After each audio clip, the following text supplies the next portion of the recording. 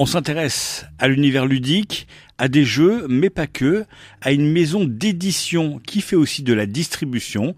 Cette maison s'appelle Ose Édition et c'est avec Florian Corroyer. Bonjour Florian. Bonjour. Alors, avant d'évoquer l'actualité de cette maison, Ose Édition, on va s'intéresser un peu à vous. Tout d'abord, comment en arriver à monter une maison d'édition? J'imagine que le jeu était bien présent dans votre vie, mais c'est pas votre activité principale, hein. C'est juste, c'est pas mon activité principale. Mon activité principale, elle est en industrie pharmaceutique. Donc, je travaille en industrie pharmaceutique depuis maintenant 18 ans. J'ai fait des études en biologie. Donc, effectivement, ça n'a pas nécessairement de rapport avec le monde ludique. Le jeu de société, c'est venu. Déjà, j'avais des jeux quand j'étais enfant. Donc, mes parents achetaient des jeux. On jouait quand même relativement souvent. Après, à des jeux, je vais dire basiques pour l'époque, mais comme Destin, comme les Mystères de Pékin, enfin voilà, ce genre de jeu. Ça a un peu disparu quand j'étais étudiant, on va dire. Et puis, c'est revenu parce que à l'époque, donc quand j'étais encore en France, j'ai fait une formation pour être animateur en centre de loisirs, donc j'ai passé mon BAFA. Et puis, mes formateurs à l'époque utilisaient les jeux de société pour former les stagiaires. Et puis, c'est comme ça que j'ai remis le pied dans les jeux de société à l'époque. Alors du coup, il n'y a que le jeu de société ou vous touchez à toutes sortes de jeux, jeux de rôle, jeux de cartes, jeux vidéo peut-être? J'ai eu une mini période jeux vidéo quand j'étais étudiant parce que ça me détendait entre les cours et avant les examens. Jeux de rôle, non, hormis en stage BAFA, puisque moi j'ai découvert ça à l'époque en stage BAFA aussi.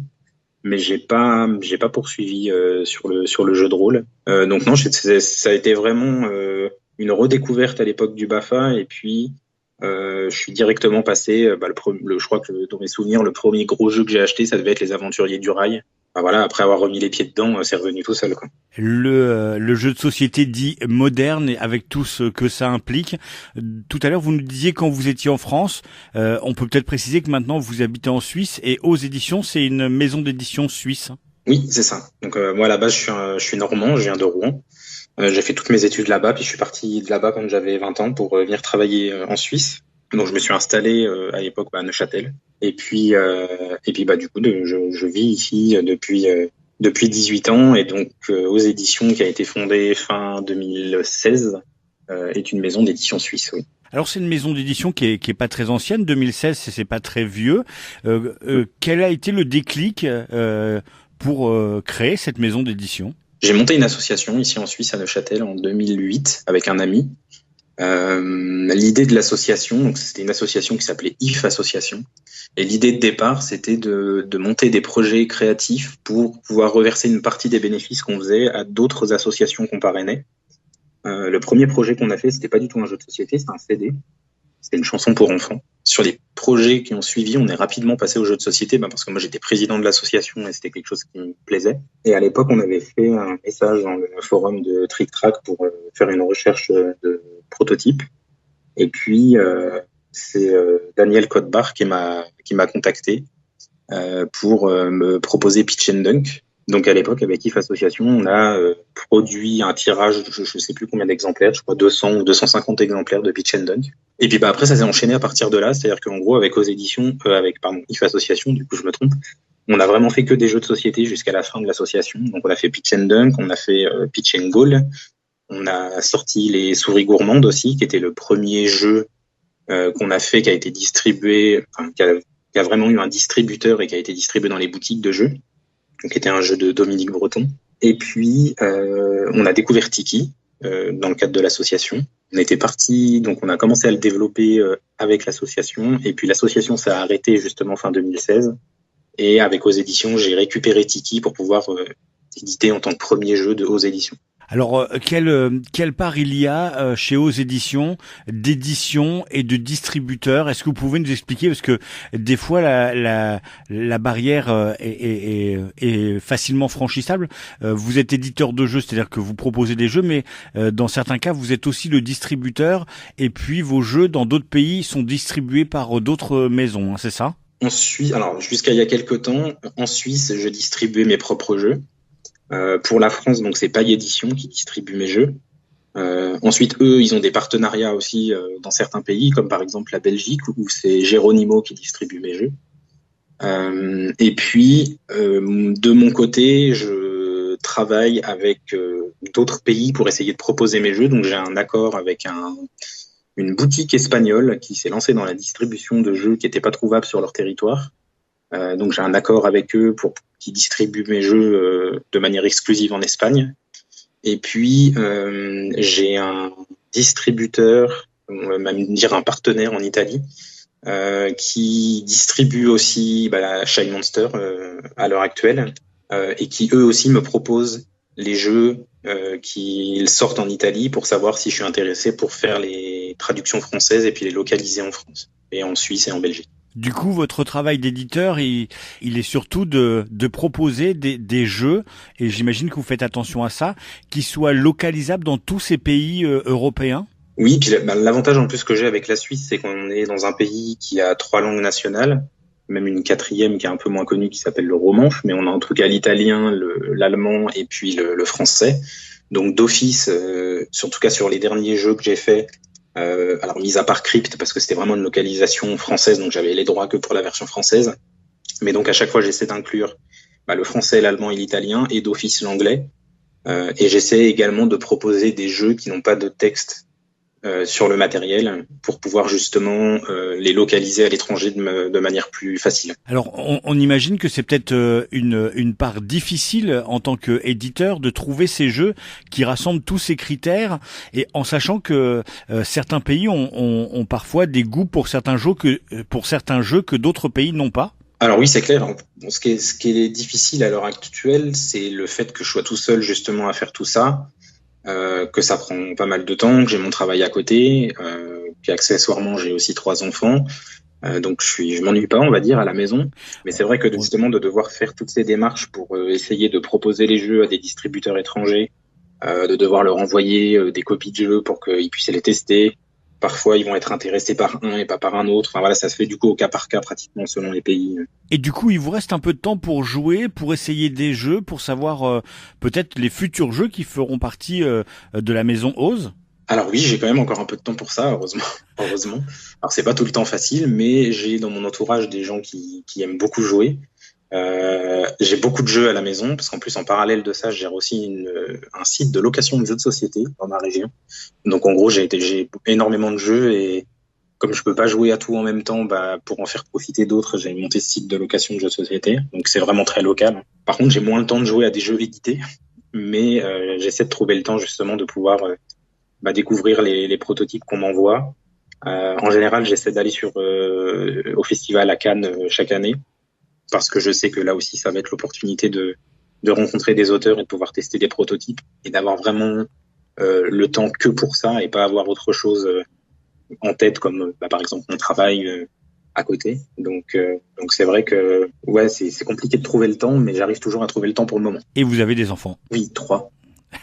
Est-ce que ça vous permet de jouer un peu avec eux? Est-ce qu'ils touchent un peu aux jeux de société modernes? Ils sont peut-être un peu jeunes, non? Non, ça va. Alors, ils aiment beaucoup les jeux. En plus, ils me voient. Il y a des jeux un peu partout dans la maison, donc du coup, j'ai envie de dire, c'est presque comme si ils vivaient avec depuis qu'ils étaient nés. Donc, ils sont plutôt demandeurs. Et justement, moi, j'essaie de les initier aux jeux de société modernes. Et typiquement, je sais que quand je vais à Cannes, je leur amène à chaque fois un petit jeu.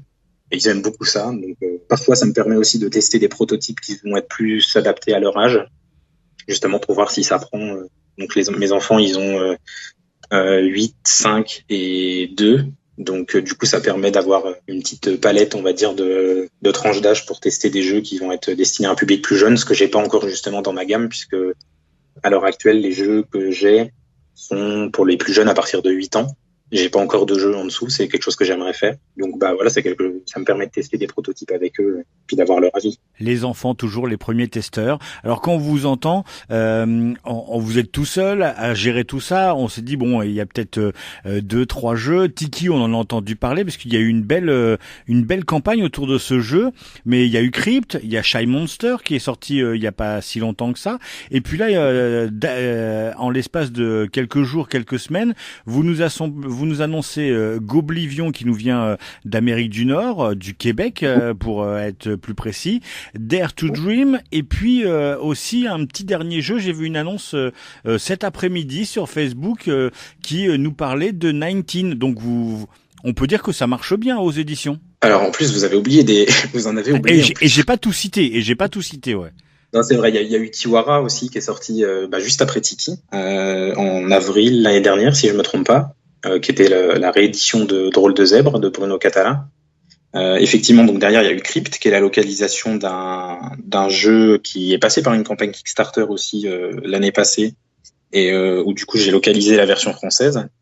Ensuite, effectivement, Shine Monster, qui est sorti pour pratiquement en même temps que Cannes, quelques jours après. Effectivement, donc là, il y a plusieurs choses qui se préparent. Il y a Dare to Dream. Donc Dare to Dream, c'est un jeu qui est passé également par une campagne Kickstarter, mais il y a déjà un petit moment.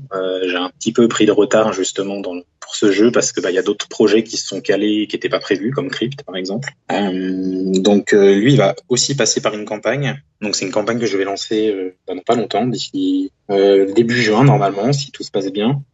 C'est plus une campagne de précommande, c'est-à-dire que les gens vont pouvoir commander directement le jeu avec tous les bonus qui ont été débloqués à l'époque pendant la campagne Kickstarter.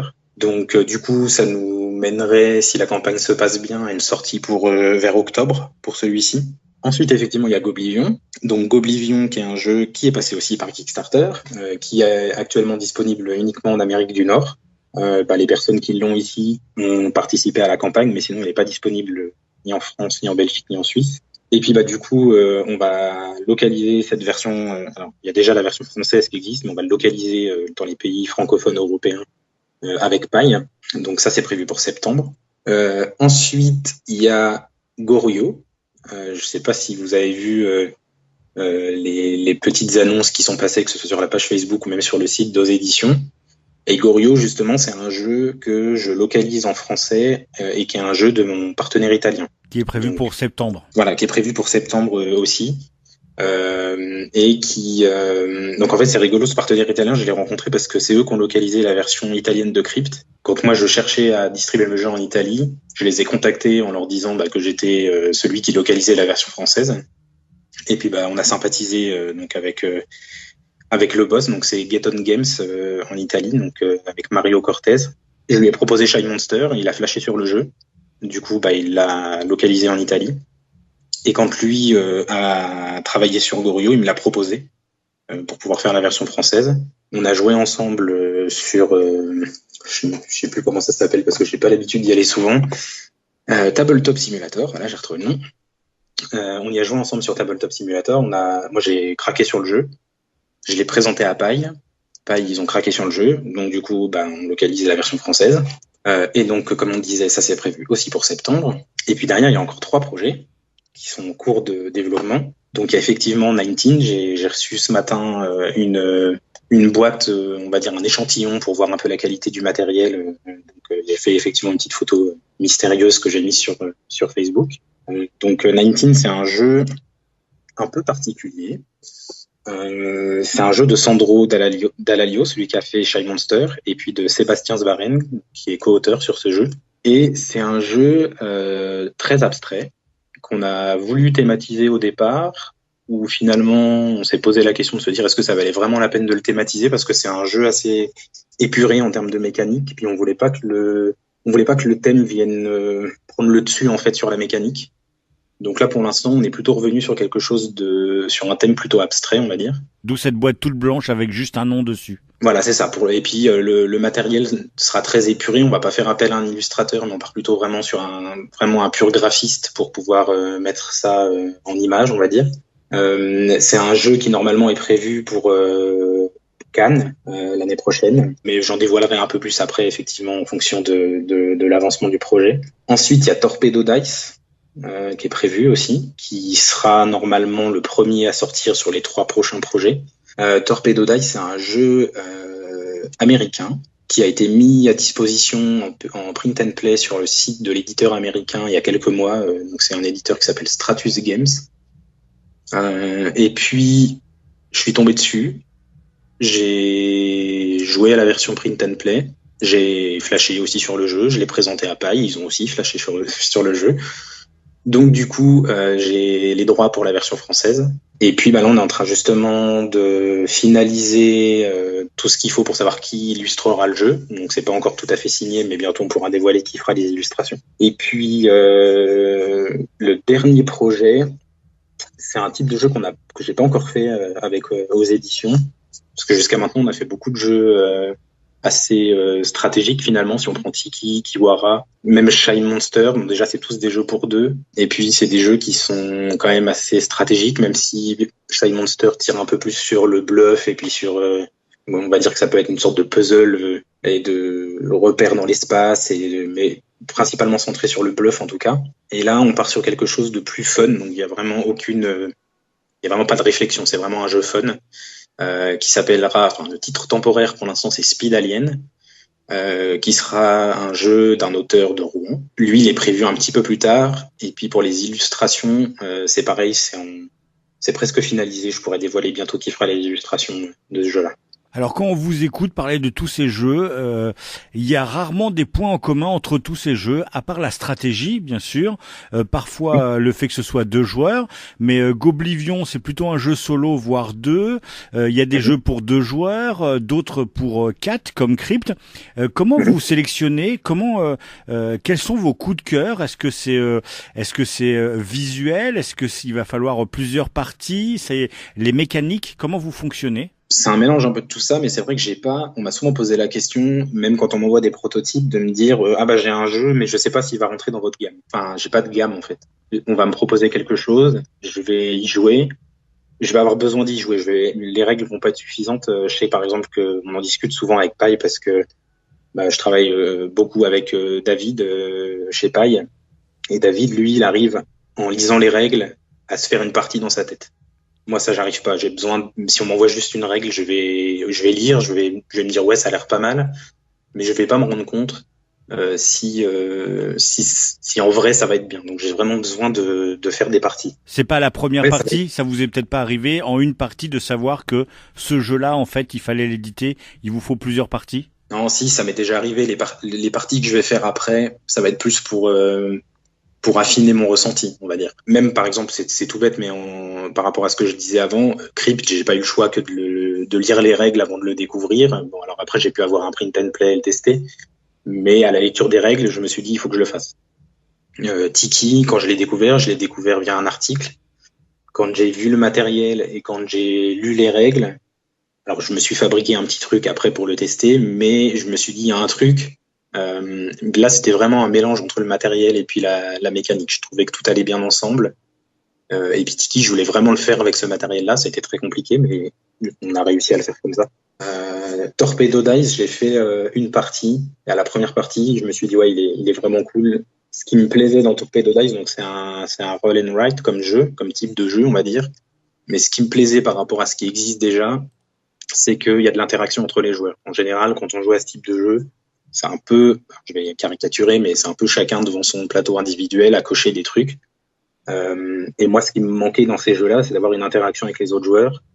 Et en fait, là, l'essence même du jeu, c'est de l'interaction entre les joueurs, puisque le but du jeu, ça va être de couler le sous-marin d'un adversaire. Donc, on va vraiment, les coups qu'on va faire vont avoir un impact direct sur nos adversaires. Et puis eux, leur but en tout cas le but d'un de mes adversaires, ça va être de couler mon sous-marin. Donc il y a vraiment cette interaction qui est très très forte. Et puis c'est vrai que c'est ça qui m'a séduit dans le jeu. Puis c'est vrai que dès la première partie, je me suis dit ouais, celui-là il est vraiment cool. J'en ai assez rapidement parlé à Paille pour leur présenter. Ils l'ont testé, ils ont aussi flashé dessus. Donc voilà, ça s'est un peu goupillé comme ça. Mais c'est vrai que si on prend l'ensemble des jeux, soit ceux que j'ai édités, soit ceux que j'ai localisés, il n'y a pas de lien, que ce soit en termes de même taille de boîte ou thématique ou type de mécanique. C'est vraiment des coups de cœur. C'est-à-dire que j'ai testé le jeu, j'ai adoré et je me suis dit, OK, il faut que je le fasse. En gros, c'est ça. Et comment ça se passe avec un jeu de Bruno Catala? Est-ce qu'on refuse pas un jeu de Bruno Catala parce que tous les jeux de Bruno Catala fonctionnent? Alors, non, pas forcément. Alors, en plus, c'est moi qui ai allé le chercher. Drôle de zèbre, c'est un jeu dont j'avais entendu parler mais que j'avais jamais joué. Et j'y ai joué la première fois, je pense 3 mois avant de lancer aux éditions. Donc je savais que j'avais un premier jeu qui était Tiki. et j'étais en train de prospecter, on va dire, pour les projets suivants. Et donc j'ai joué à Drôle de Zèbre avec mon beau-frère à la maison au mois de juin 2016, je crois. Et puis j'ai trouvé le jeu vraiment cool, mais je me suis dit c'est dommage parce que, alors c'était un vieux jeu puisqu'il est sorti, je crois, si je ne me trompe pas, en 2003 ou 2004, mais je trouvais que le matériel lui rendait pas honneur. C'était du matériel qui était très bien pour l'époque, mais le jeu était plus adapté et j'avais envie de lui redonner, en tout cas après les parties que j'avais faites, j'avais envie de lui redonner une nouvelle jeunesse, donc j'ai contacté Bruno, que j'avais déjà croisé dans des festivals à l'époque où justement j'étais avec IF Association, puisque on avait édité aussi des jeux, on allait aussi à Cannes présenter des choses. Et puis je l'ai contacté par Facebook, je lui ai envoyé un message. Je lui ai dit que j'avais testé Drôle de Zèbre, que je lançais ma boîte d'édition. Et puis je voulais savoir si lui il était intéressé pour déjà si le jeu était libre de droit et s'il était intéressé pour faire une nouvelle version de son jeu. Et il m'a dit oui tout de suite. Mais sa condition, c'était, sans que j'en ai parlé avant, c'était de revoir toute la partie matérielle et puis illustration. Et je lui ai dit, écoute, ça tombe bien, c'est ce que je veux faire. Et puis, du coup, c'est parti comme ça. Et donc ça propose, Oz propose une gamme de jeux assez hétéroclite qui touche un peu tous les publics, parce que Kiwara à partir de 8 ans, c'est-à-dire que même les jeunes enfants peuvent commencer à jouer. Et puis après vous avez des jeux un peu plus stratégiques où il faut bluffer, plus pour les adultes et les experts. Vous allez continuer comme ça à proposer. C'est votre volonté à vous de pas avoir de gamme enfants, experts ou de telle sorte de jeux et de marcher au coup de cœur et de dire moi j'ai envie d'éditer et de faire des jeux qui me plaisent avant tout parce que je sais que ça va plaire au plus grand nombre. Ouais, alors en tout cas à l'heure actuelle c'est pas ma volonté d'avoir une gamme. J'ai pas envie de m'enfermer en fait dans un type de jeu. Alors c'est rigolo parce que j'ai failli le faire. On m'a souvent posé la question en me disant ah tiens t'as fait Tiki, c'est un jeu pour deux, tu fais Kiwara, c'est un jeu pour deux, du coup le prochain c'est aussi un jeu pour deux, et je voulais pas être catalogué dans le fait d'être un éditeur uniquement de jeux pour deux ou un éditeur uniquement de jeux de stratégie. Typiquement Crypt est bien tombé parce que Crypt s'est intercalé entre Kiwara et Shy Monster était encore un jeu pour deux, et du coup je me suis dit si je sors Shy Monster à la suite de Kiwara, je vais m'enfermer dans un truc dans lequel j'ai pas envie de m'enfermer. Et du coup, on va me proposer plus que des jeux pour deux. Alors que oui, j'aime les jeux pour deux. Et puis en plus, c'est d'autant plus facile pour moi de les tester parce que je peux y jouer avec ma femme ou je peux y jouer avec un de mes enfants. Et parce que justement, je suis tout seul et j'ai pas toute une équipe autour pour tester des jeux qui jouent à 6 ou 8. C'est plus difficile, on va dire, pour moi de rassembler ce monde-là pour les tester. Et du coup, voilà, je voulais vraiment pas m'enfermer dans un type de jeu et qu'on me propose plus qu'un type de jeu. Donc effectivement, c'est une volonté de pas avoir de gamme et de rester ouvert à ce qu'on peut me proposer. Alors c'est clair, ça fait plus de tri à faire. Le seul truc à l'heure actuelle qui est plutôt un élément bloquant pour moi, c'est la quantité de matériel. Parce que forcément, qui dit beaucoup de matériel dit coût élevé. Et puis pour le moment, j'ai pas les moyens de faire des jeux avec 40 000 figurines et puis 12 000 plateaux, et voilà. Donc c'est vrai que pour le moment, sur les jeux que j'ai faits, on reste sur des jeux qui sont raisonnables en termes de matériel, hormis Tiki, mais Tiki, voilà, ça a été l'exception, il est passé par un Kickstarter parce que je pouvais pas le faire sinon. En tout cas, beaucoup de jeux et beaucoup d'actualités pour une maison d'édition que vous gérez tout seul. On rappelle que bientôt vous allez lancer la campagne pour Dare to Dream. Enfin, il y a aussi Goblivion qui va arriver en septembre, Gorio. Enfin voilà, une page à suivre, c'est celle de Oz Éditions. On imagine grandement que Oz Éditions fait référence au Magicien d'Oz. Alors oui, en partie. Alors j'ai longtemps cherché un nom. Effectivement, il y a le Magicien d'Oz, c'était un univers qui me plaisait. Et puis il y avait le côté Oz au sens littéral, c'est-à-dire oser se lancer. C'est-à-dire que j'ai longtemps hésité avant de lancer la maison d'édition. C'est quand même un pas à franchir. C'est quand même, mine de rien, ça reste quand même un second travail en plus du travail que j'ai à côté. Et du coup, plusieurs fois, quand je discutais avec des gens, on me disait ouais, faut quand même oser le faire. Et puis c'est vrai que avec ce Oz et puis le Oz du Magicien d'Oz, je me suis dit ça représente bien ce que j'ai envie de faire. Donc du coup, voilà, c'est comme ça que Oz Éditions à trouver son nom. Si vous voulez en savoir plus, il y a une page Facebook, Ose Éditions. Il y a la page internet ose-édition.com. Vous retrouverez toute l'actu, tous les jeux. Il y a une boutique, tout ce qui se prépare. Je vous invite grandement à suivre la page Facebook qui est tenue à jour très régulièrement. Un grand merci à vous, Florian Corroyer. Je rappelle que vous êtes celui qui s'occupe de Ose Éditions. Très bonne continuation. On va vous suivre de très près car il y a de l'actu jusqu'à la fin de l'année 2019 et même jusqu'en 2020. Merci beaucoup. À bientôt. Merci, à bientôt.